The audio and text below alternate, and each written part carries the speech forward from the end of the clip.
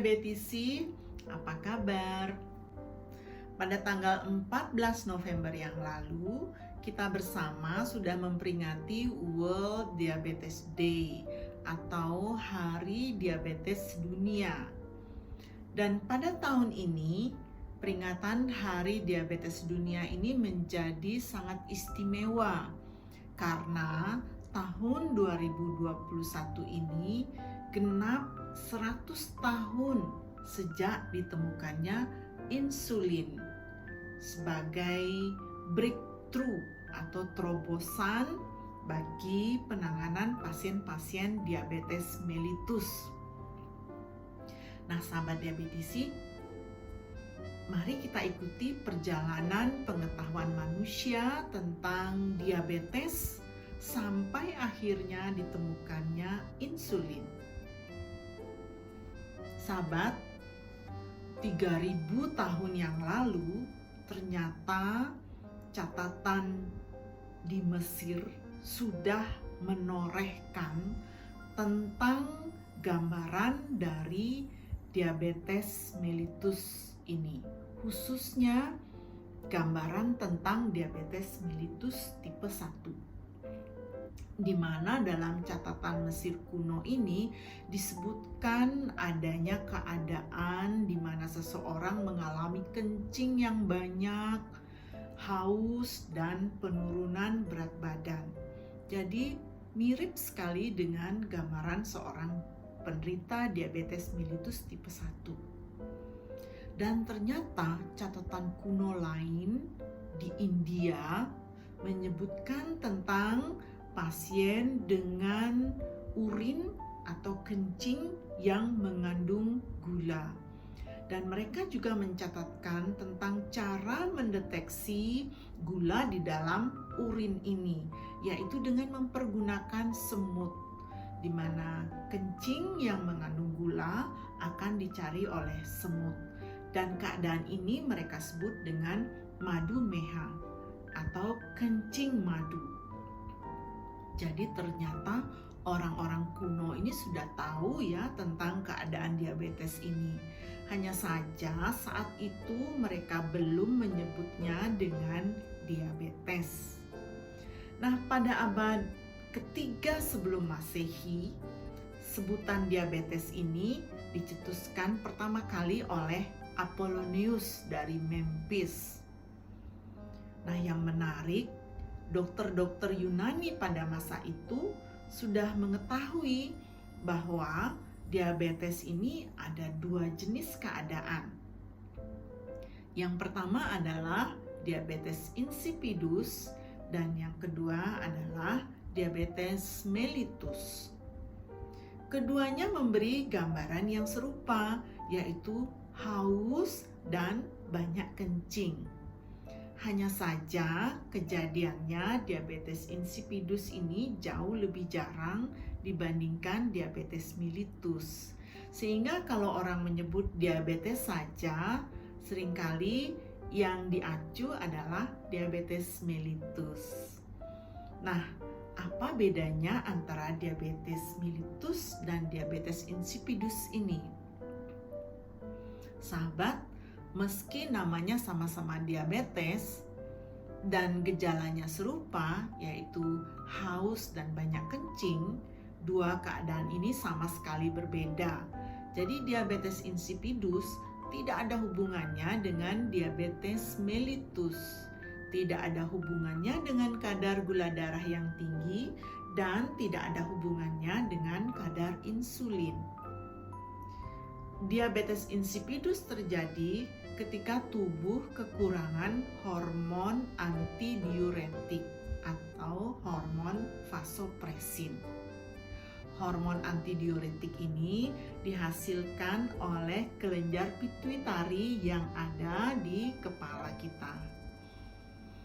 Nah, diabetes insipidus ini bisa juga disebabkan oleh keadaan di mana hormon antidiuretik ini tidak bekerja dengan sempurna. Bisa karena gangguan di ginjal ataupun namun oleh karena keadaan lain yang menyebabkan hormon antidiuretik ini tidak bekerja dengan baik. Nah, untuk diabetes mellitus, saya yakin sahabat sudah tahu semua ya, bahwa diabetes mellitus ini ditandai oleh kadar gula darah yang tinggi, dan keadaan ini disebabkan oleh karena kekurangan hormon insulin, atau ketika hormon insulin tidak bekerja dengan sempurna karena gangguan pada reseptor insulin.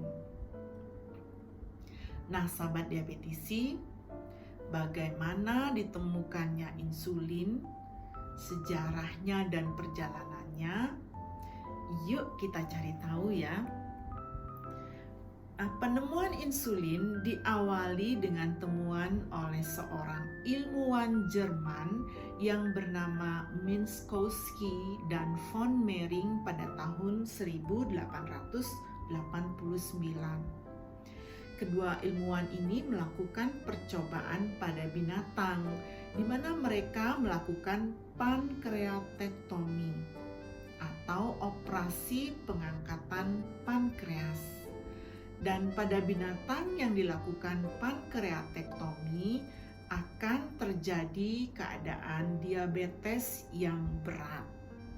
Nah, berdasarkan temuan inilah kedua ilmuwan ini membuat hipotesis atau dugaan bahwa bahan yang dikeluarkan oleh pankreas inilah yang bertanggung jawab terhadap metabolisme, khususnya metabolisme gula di dalam tubuh.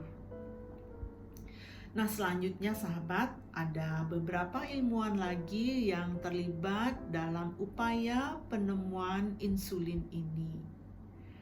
Meski sudah mengetahui bahwa kerusakan pada pankreas, atau tepatnya pada pulau-pulau di pankreas, atau kita sebut dengan islet pankreas ini yang bertanggung jawab terhadap terjadinya diabetes, namun pada saat itu para ilmuwan belum dapat mengisolasi bahan atau ekstrak dari pankreas ini. Pada tahun 1909, seorang peneliti dari Belgia yang bernama De Meyer memberi istilah insulin untuk ekstrak yang diduga ada di dalam pulau atau islet pankreas ini.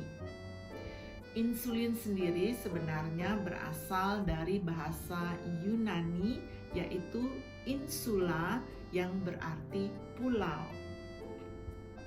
Nah, sejak disebut sebagai insulin pada tahun 1909 ini, diperlukan lebih dari 1 dekade sampai akhirnya insulin ini benar-benar dapat diisolasi dan dipurifikasi atau dimurnikan sampai kemudian dibuat sebagai obat untuk pasien diabetes.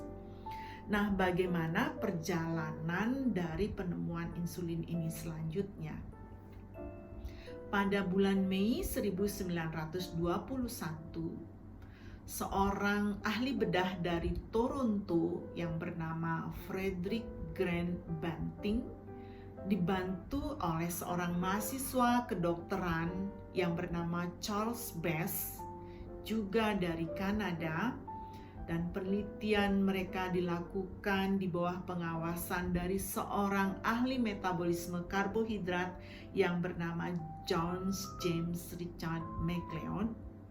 Mereka melakukan percobaan dengan menjuntikkan bahan ekstrak salin pankreas dan memasukkan ekstrak ini ke dalam pembuluh darah intravena dari seekor anjing. Dan anjing di dalam percobaan ini sudah dibuat menjadi diabetes dengan cara pankreatektomi atau operasi pengangkatan pankreas ini. Peneliti ini mengamati Setelah pemberian ekstrak pankreas ini, anjing yang sudah dibuat menjadi diabetes ini mengalami penurunan gula darah. Nah, inilah temuan yang fenomenal dari penemuan insulin ini. Selanjutnya, seorang ahli biokimia yang bernama James Collip membantu kedua peneliti ini, yaitu Banting dan Best, untuk melakukan purifikasi pemurnian dari insulin ini. Mereka juga berhasil mendemonstrasikan bahwa ekstrak ini dapat mengembalikan glikogen di hati dan mampu menghilangkan keton pada pasien diabetes. Nah, sahabat diabetisi, pada bulan Desember 1921, hasil penemuan mereka ini dipresentasikan dalam suatu pertemuan ilmiah yang bergengsi di American Physiological Association.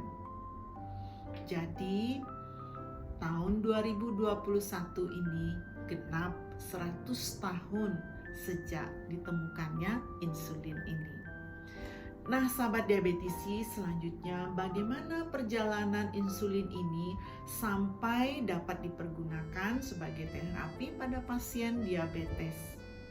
Siapa sih orang pertama yang mendapat suntikan insulin? Pada bulan Januari 1922, seorang pasien diabetes yang bernama Leonard Thompson dari Kanada menjadi orang pertama yang mendapat suntikan insulin. Pada saat itu, Leonard Thompson berusia 14 tahun. Dia menderita diabetes mellitus tipe 1, jadi berat badannya saat itu sekitar 30 kg, sangat kurus, sesuai dengan gambaran dari pasien diabetes mellitus tipe 1. Dan ketika mendapat suntikan insulin ini, dia mengalami alergi. Tapi kadar gula darahnya sendiri membaik dan kondisinya berangsur-angsur membaik dan pulih dan berat badannya meningkat. Nah, itu menjadi momen yang fenomenal bagi penata laksanaan diabetes mellitus. Tahun 1923, insulin kemudian diproduksi secara massal sehingga bisa dipergunakan oleh pasien-pasien diabetes mellitus, khususnya diabetes mellitus tipe 1 secara luas. Dan tahun 1923 ini juga hadiah Nobel dianugerahkan kepada Banting dan MacLeod atas pencapaiannya dalam penemuan insulin ini. Nah, sahabat diabetisi, sejak itu sampai sekarang ini banyak sekali penemuan dan inovasi yang dilakukan terhadap insulin ini sampai akhirnya kita memiliki pena insulin yang memudahkan terapi insulin bagi sahabat diabetisi yang membutuhkan terapi insulin. Nah, sahabat, tentang jenis-jenis insulin dan bagaimana cara penggunaan insulin ini kita akan bahas pada video selanjutnya. Ikuti terus kanal YouTube Ratna Saraswati dan jangan lupa ya subscribe, boleh memberikan komen dan bila dirasa berguna sharing untuk teman dan sahabat yang lain ya. Sampai jumpa.